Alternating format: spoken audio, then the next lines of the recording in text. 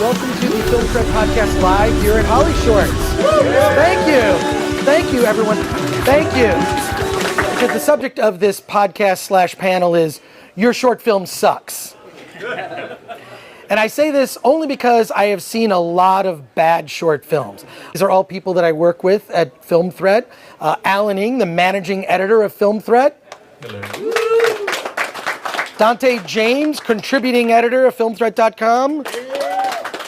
My producing partner, Jess Pino, also works on content, original content for our YouTube channel, Jess Pino. Bobby Schwartz, new addition. He is our head of original content for our Film Threat YouTube channel.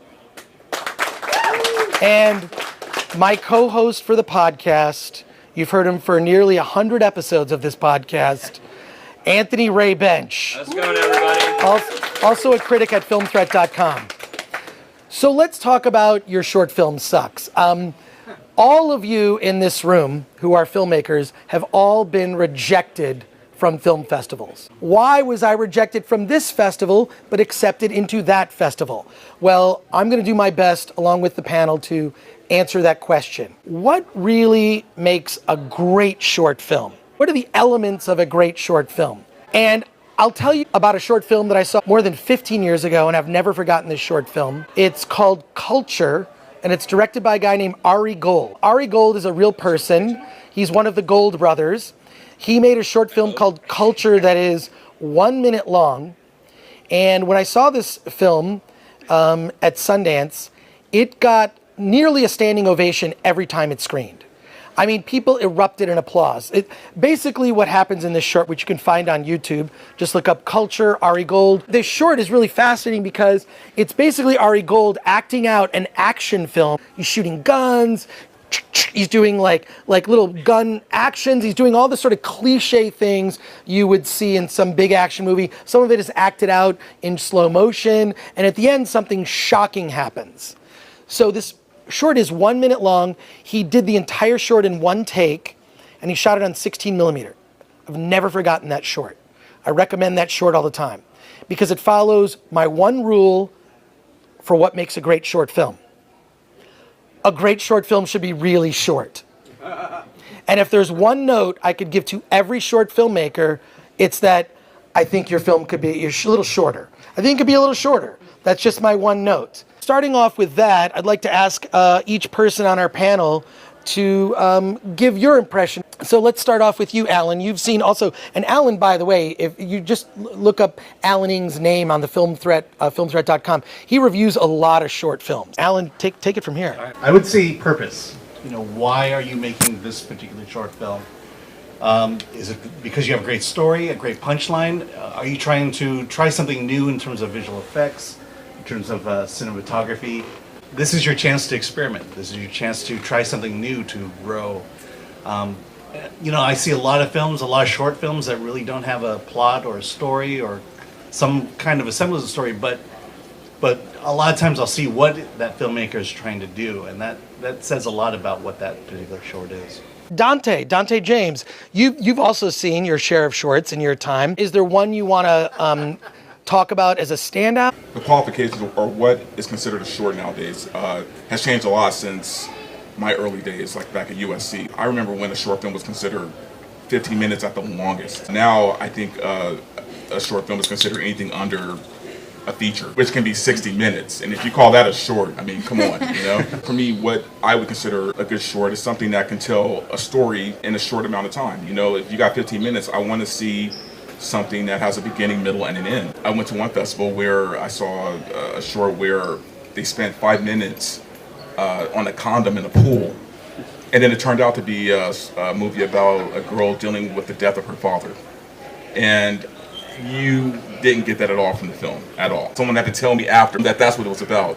You weren't informed of all of that subtext from the condom shot? I think that's like a double thing. Clarity is important. A short that I consider really well done was a short by a director named Matt Wilson, who directed a short called Brand. It was good was because, I mean, he wasn't tackling anything that was, you know, untouched by Hollywood, but it was about just a guy who uploaded his consciousness into a computer. It was so well done and done in a short amount of time and he told a story from A to Z that, and of course the dialogue was beautiful. He did an actual short and not a proof of concept for a bigger movie. See, that's a thing that you see a lot is short filmmakers saying, well, this is like a scene from my feature script, which is why it doesn't really have a beginning, middle, and end. It's sort of a tone poem. It's, yeah, I feel that can be frustrating when you kind of get the sense like, oh, this is you're building up to do the feature. This is just the first act. Jess, what do you have as a short film that you've seen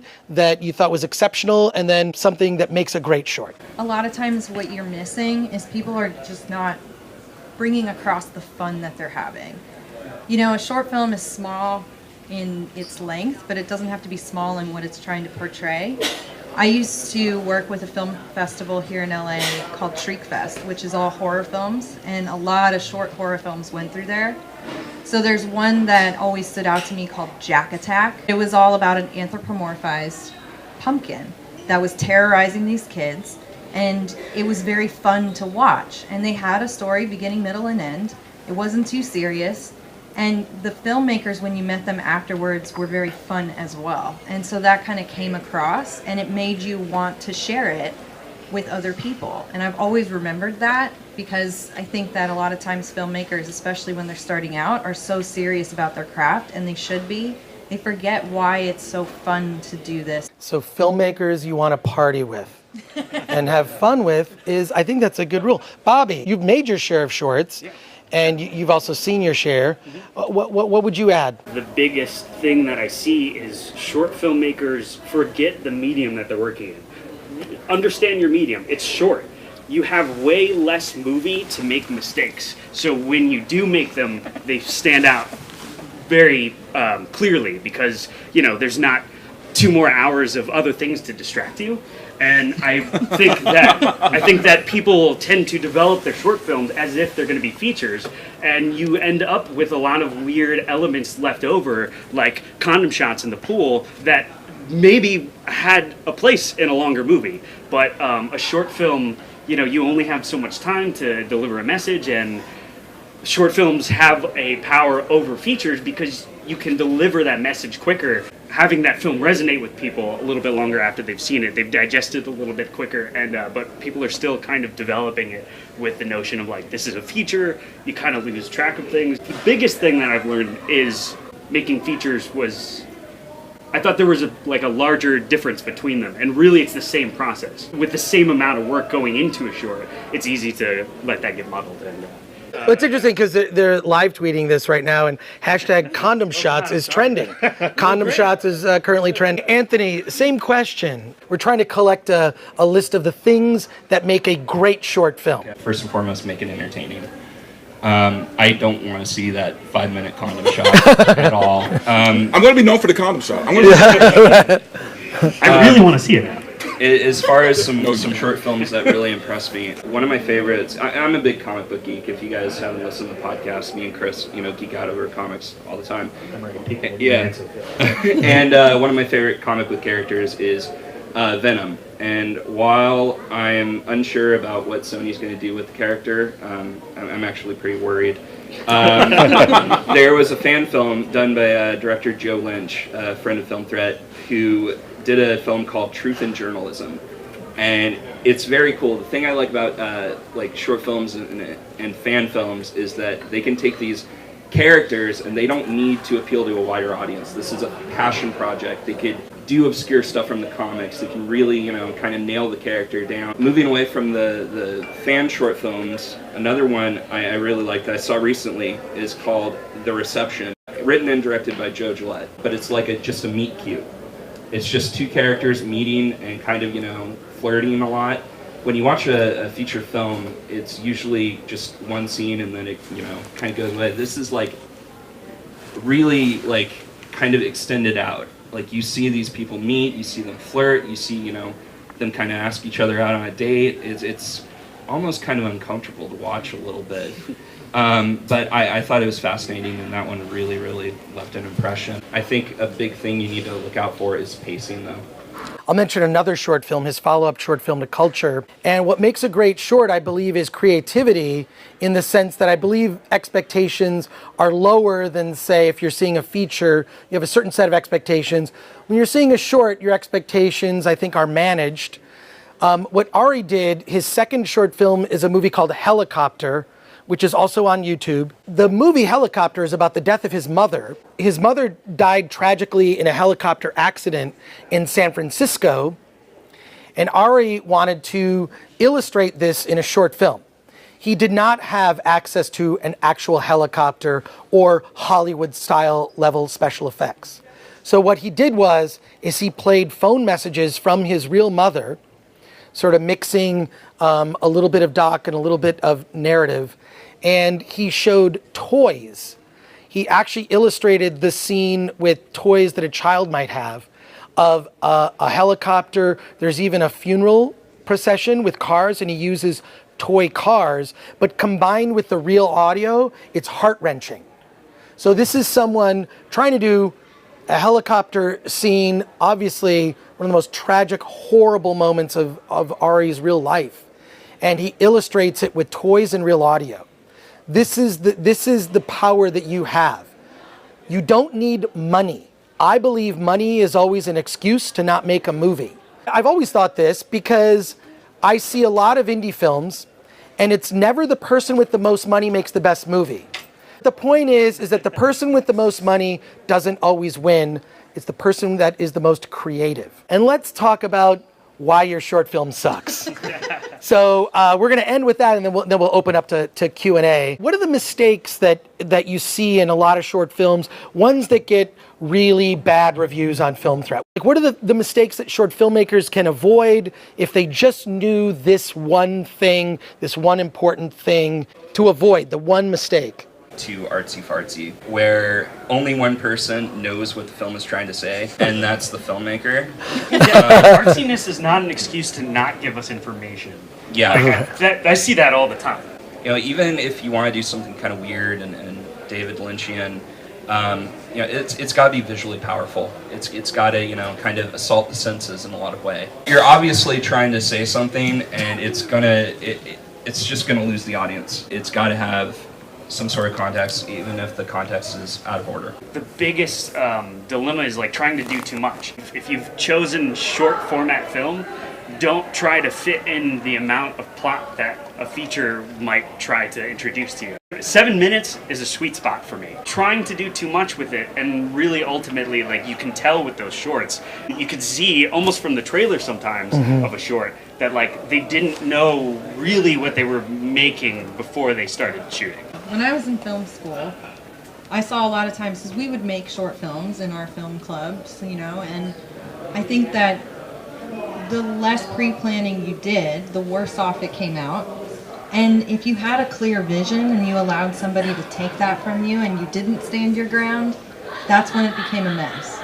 Somehow somebody decided that they were going to be a producer, and they came in and said, I think we should shoot it this way, and the director or the filmmaker bowed to them because they had been there longer or they feel like they have more experience. If you don't stick to your vision and you've pre-planned it and you know exactly what you're trying to say, I think that a lot of times that message gets lost. I think a lot of filmmakers who do shorts, I don't know how much input they get on their film. And what I mean by that is I have seen a lot of pretentious short films, and I've given a lot of bad reviews to pretentious short films. Look, I understand if you have a vision, right? It's your vision. You don't want anybody to deter you from it. You know, it's, you know, you're giving the FU to the studios because this is your vision, this is your dream. But at the same time, you kind of have to ask yourself, is this a movie that people want to see? Yeah. Not just my vision. You know, like, would someone sit in a theater and actually watch this shit? I've worked on short films with very egotistical directors who just wouldn't listen to their production crew, who wouldn't listen to their actors, who wouldn't listen to anybody, and they end up making just the worst shit I've ever seen. There's a lot of moving parts, and you have to be very cognizant of those moving parts. Just because something looks great on paper doesn't mean it's going to translate on film. And you got to get that input from other people. Be flexible, you know, be willing to cut some scenes that don't need to be there. You know, be willing to adjusted the script. Dante addressed, getting input while you're filming it or while you're producing it. I'm saying get input after you're done. Show it to your friends. And then insist and demand that your friends be absolutely honest with you. And don't hate them for when they are honest with you. I mean, the reality is you have a story to tell. You have a purpose in your film. You have an idea you're trying to get across. And if your friends aren't getting that story or that idea, then there's something wrong with what you have going.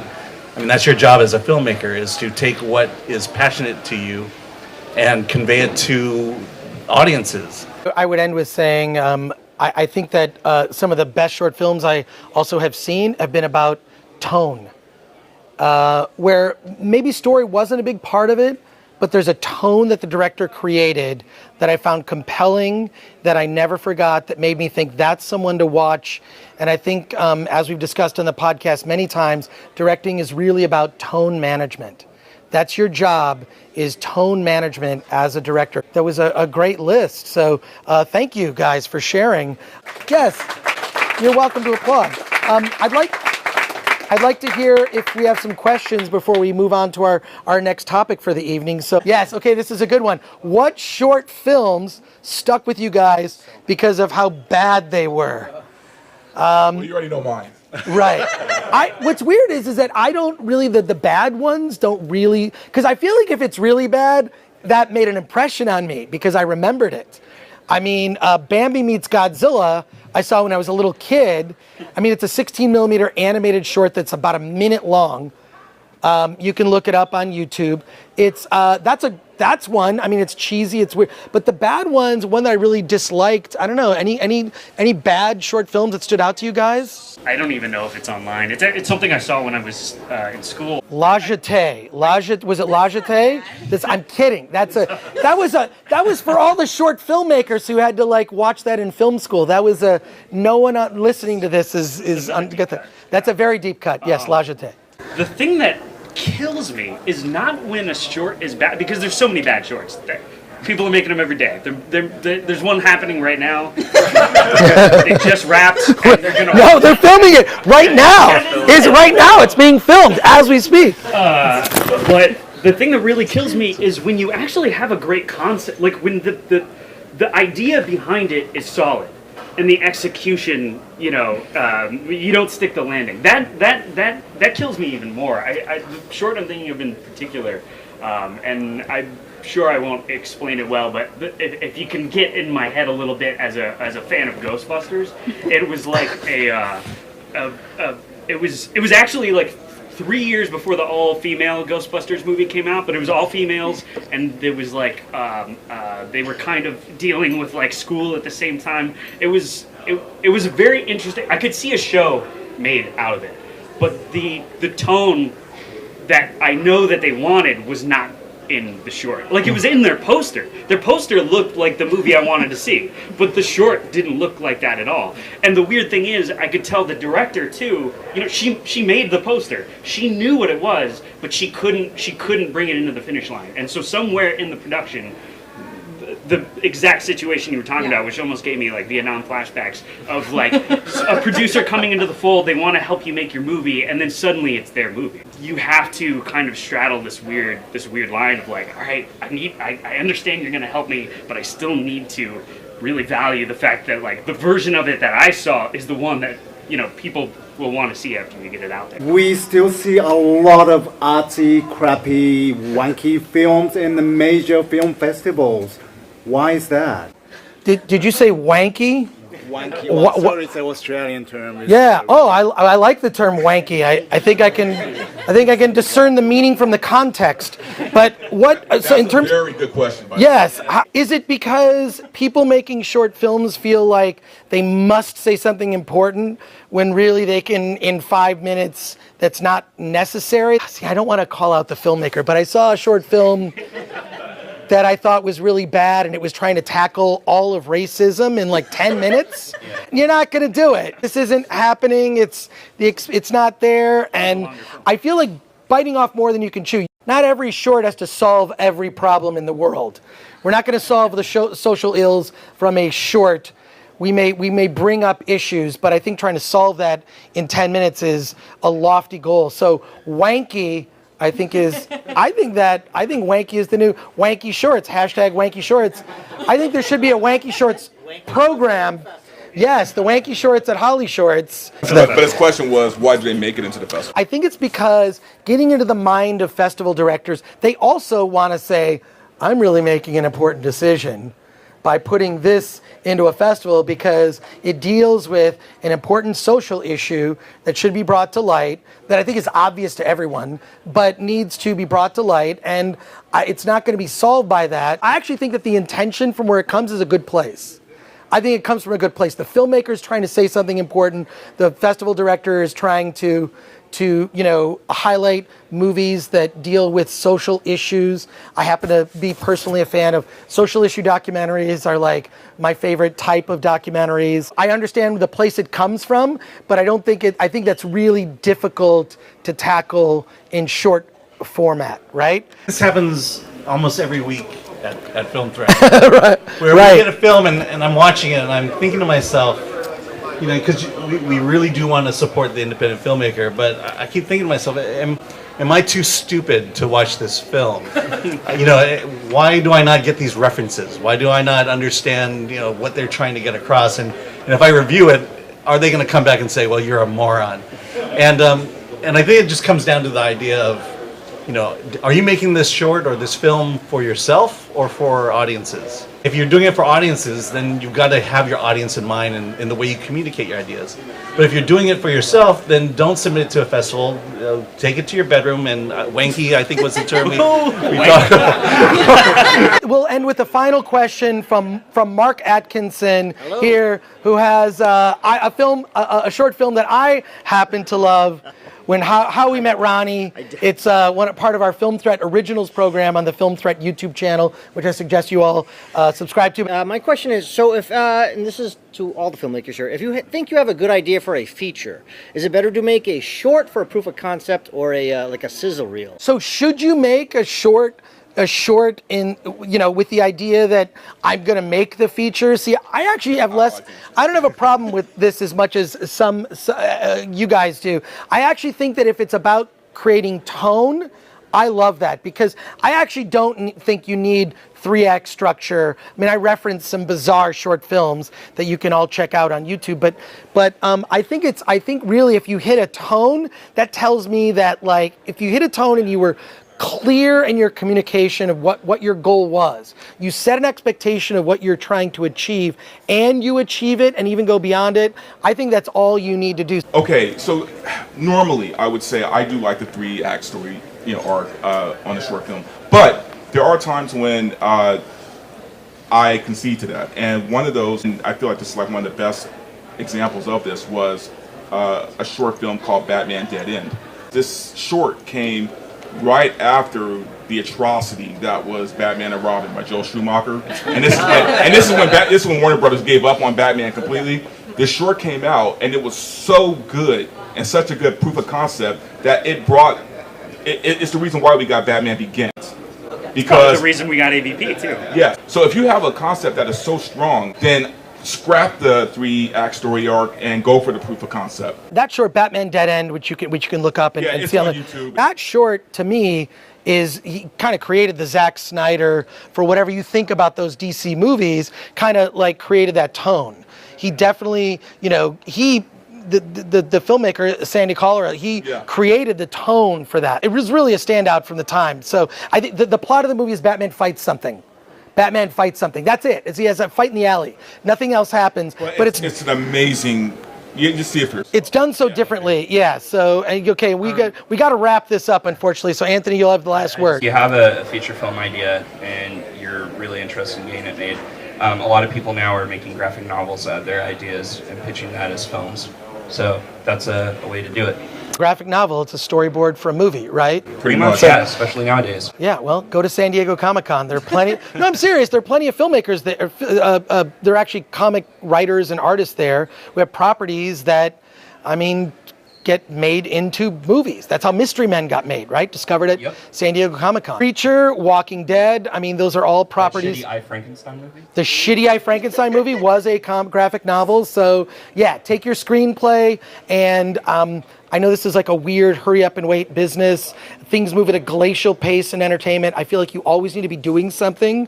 So if taking your screenplay and turning it into a graphic novel is a way to show an executive pictures, because they read pictures better than the words, then maybe that would help you. But I want to thank everyone on our panel, Anthony, Bobby, Jess, Dante, Alan, and on behalf of myself, I want to thank everybody here, Lauren, Theo. Thank you so much, HollyShorts, for this panel. And thank you all the great short filmmakers here. Let's get out of here.